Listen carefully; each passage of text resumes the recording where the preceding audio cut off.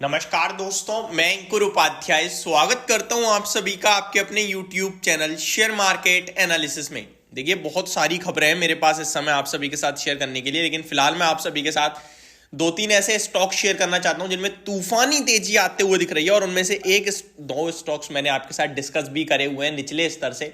ये कहना बहुत आसान है कि मैंने आप सभी के साथ डिस्कस किया हुआ है। इनफैक्ट मैं दिन में 10 वीडियोस बना रहा हूं और 10 वीडियोस में एक या दो वीडियो में बनाए देता हूं जहां पे मैं आपसे कहता हूं ये स्टॉक्स अच्छे लग रहे हैं, निवेश किया जा सकता है। इस हिसाब से ऑन एन एवरेज अगर आप देखें तो 30 दिन में 60 स्टॉक्स में डिस्कस कर रहा हूं। बट एक्चुअली मेरा 60 नहीं होते, वो होते 10-12 ही हैं। वो रिपीट टेलीकास्ट चलता है आपके लिए, जो अच्छा लग रहा है मैं उस पर डेली बेस पे बात कर लेता हूं।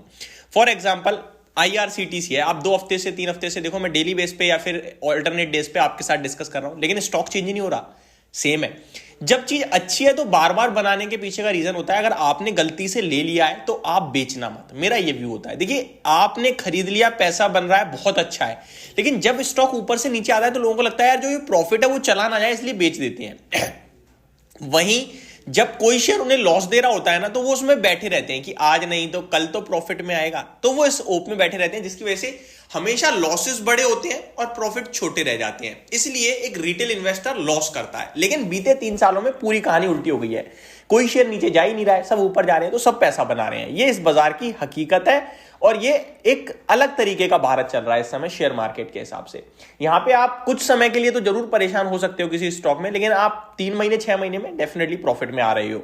बट इन सब के बारे में बात नहीं कर रहा हूं मैं अभी आप सभी के साथ। अभी मैं आप सभी के साथ बात करने वाला हूं कुछ स्टॉक्स के बारे में जो आज एक्शन में है। सबसे पहले तो पूरा रेलवे सेक्टर एक्शन में है, तो मैं उसके ऊपर भी बात नहीं कर रहा हूं।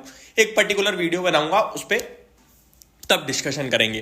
पहले स्टॉक का नाम है आरती इंडस्ट्रीज। 650 रुपए का हो गया ये। अभी बीते 2-3 ट्रेडिंग सेशन में बाजार भी नीचे आया था, स्टॉक भी नीचे आया था, तो भी मैंने क्या कहा था, ये स्टॉक अच्छा लग रहा है, ये निकल जाएगा ऊपर की तरफ।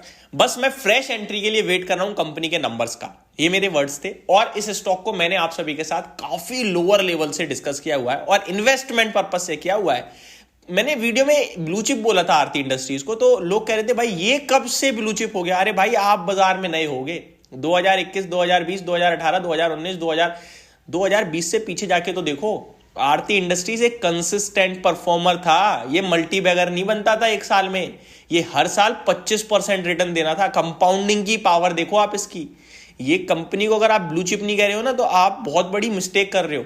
मैं आपको बता रहा हूं, ये वो स्टॉक है जो इन्वेस्टर्स का हर 4 साल में पैसा डबल करता जा रहा था। हर 4 साल में, यानी कि पहले 4 साल में पैसा डबल, अगले 4 साल में फिर डबल, तो वो 1 लाख का 4 लाख हो चुका है अगले 8 साल में। ये वो काइंड ऑफ स्टॉक था। बट 2021 में ना, 2020 में कोविड आया और कोविड में फार्मा और केमिकल बहुत ही अलग रफ्तार से भागे। ये शेयर 600 से 1800 रुपए का हो गया। इस बोनस दिया इसने 1:1, 900 हुआ, 900 से फिर 1200 का हो गया। इस हिसाब से 2400 रुपए का हो गया था ये 600 वाला शेयर एक साल में। और कोविड के जाने के बाद वो डिमांड कम आई फार्मा की दवाइयों की और केमिकल की, और उसके बाद इनकी अर्निंग्स घटी, जिसके बाद इन्होंने 2 साल तक अंडर परफॉर्म करा। गिरते गिरते 550, 480 के करीब का इसने लो लगाया। एग्जैक्टली मैं देख पाऊं तो 438 का। एंड अभी ये 2024 और 2023 के अंत में फिर चलना शुरू हुआ है। ये बहुत हाई लेवल की कंपनी है। आप इसका लॉन्ग टर्म चार्ट ओपन करो, आपको पता चलेंगी चीजें। ये हो गया दीपक नाइट्राइट, हो गया SRF, हो गया। ये बहुत ही तंगड़ी कंपनियां हैं, बट अभी 2 सालों में इन्होंने अंडर परफॉर्म करा है क्योंकि 2021 में भागे बहुत ज्यादा थे। तो एक तो ये स्टॉक आज दोबारा एक्शन में आ रहा है क्योंकि कंपनी को एक ऑर्डर मिला है जहां कंपनी ने कहा है कंपनी सिक्योर्स अ 4 ईयर सप्लाई कॉन्ट्रैक्ट। इन्होंने एक 4 साल का इनका कॉन्ट्रैक्ट था, उसको बचा लिया है और दोबारा से यही करने वाले हैं with over 6000 crore with a multinational conglomerate company. एक मल्टीनेशनल कंपनी है जिसके साथ इनका ये करार पहले से था, जो बचा लिया इन्होंने ऑर्डर, इन्हीं के पास रहने वाला है। बट अभी फ्रेश एंट्री के लिए मैं नहीं कहूंगा क्योंकि मैं रिजल्ट्स का वेट कर रहा हूं। मैंने आपके साथ जब कहा था तब आपने लिया है, तो आप प्रॉफिट में और आप इंजॉय कर रहे हो, और आपने गिरावट में बेचा नहीं है क्योंकि मैं डेली बेस पे इसके लिए वीडियो बना रहा था। दूसरा स्टॉक एनबीसीसी 93 हो गया है, 7% ऊपर है। 58 रुपीज पे डिस्कस किया हुआ स्टॉक है। 3 महीने नहीं हुए अभी इस स्टॉक को। जब मैंने कहा था 65-70 रुपए के मेरे टारगेट्स हैं, वो तो 2 दिन में ही आ गए थे। को फॉर्चुनेटली की मतलब किस्मत थी कि अचानक से उसके अगले दिन ही मूव आ गया। उसके बाद ही मैंने कहा कि टारगेट डन है, बट ये स्टॉक था डबल डिजिट में जा सकता है। मैंने एक रील भी बनाई हुई है इनके ऊपर, एनबीसीसी, जिसमें एक था, एक जीएमआर इंफ्रा था और 2-3 स्टॉक होते, जब मैंने कहा था अभी तो 100 रुपए के नीचे, बट पोजिशनली ये 100 रुपए तक जा सकते हैं। एक स्नोमैन लॉजिस्टिक था, अभी ये स्टॉक 93 हो गया है। तो अब 100 रुपये कितनी दूर रह गया यार, आप बताओ। 58 वाला 93 हो गया, तो ऑलमोस्ट 100 ही कह सकता हूँ मैं उसे राउंड फिगर में। अब कोई यहाँ ले रहा है तो फिर वो तो रिस्क ले रहा है ना यार। फिर वो कल को कहते भाई आप तो 100 कह रहे थे, 7 रुपये तो बढ़ा नहीं, 10 रुपये गिर गया। तो भाई मैंने 58 पे डिस्कस किया हुआ है। तो बस यही है कि आपने किया है तो आप होल्ड कीजिए, ट्रेल कीजिए, बेचो मत। फ्रेश एंट्री, एवरेजिंग दोनों की मेरी तरफ से कोई राय नहीं है।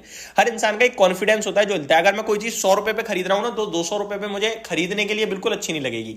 चाहे मैं उसे होल्ड कर सकता हूं, बट खरीद नहीं पाऊंगा, हिम्मत नहीं होगी ना मेरी। आरवीएनएल एंड आईआरएफसी, ये पूरा रेलवे भाग ही रहा है। और तीसरा स्टॉक है हुडको, बड़ी तेजी में आ रहा है, लगभग 12% ऊपर है। तो ये स्टॉक भी बहुत अच्छा कमाल करता हुआ दिख रहा है। एक इंटरेस्टिंग खबर आते हुए दिख रही है इन्फोसिस के लिए। पूरा आईटी अच्छा कर रहा है। इन्फोसिस के लिए बात करें तो एलआईसी की तरफ से अपडेट आया, जहां उन्होंने कहा हिस्सा बढ़ाया है उन्होंने Q3 में, और 10% के करीब का हिस्सा पहुंच गया एलआईसी, अकेले एलआईसी का इन्फोसिस में। यानी इन्फोसिस का टोटल मार्केट कैप जो 7 लाख करोड़ के करीब का है ना, उसमें 70,000 करोड़ रुपए तो एलआईसी के निवेशित है, आप ये मान लो। तो मेरे को नहीं लगता कि आपको बेचना चाहिए आईटी को, और इन स्टॉक्स को होल्ड करोगे तो पैसा जरूर बनेगा। और ये साल में भी जो नहीं चले उन्हीं का समय। और मैंने ये आपके साथ 1 जनवरी 31 दिसंबर को ही कहा था, आईटी कंपनीज, केमिकल कंपनीज, कुछ चुनिंदा मोनोपोली कंपनीज जिसमें आईएक्स था, आईआरसीटीसी था, बट आईएक्स के तो कारोबार पे दिक्कत आ गई है, तो मैंने उसको काट दिया है, लिस्ट से हटा दिया है, आपके साथ डिस्कस भी करा। तो ये मेरी तरफ से अभी आपके लिए वीडियो थी। होप आपको ये सारी जानकारी पसंद आई होगी। Thank you so much for watching this video. Have a great day guys.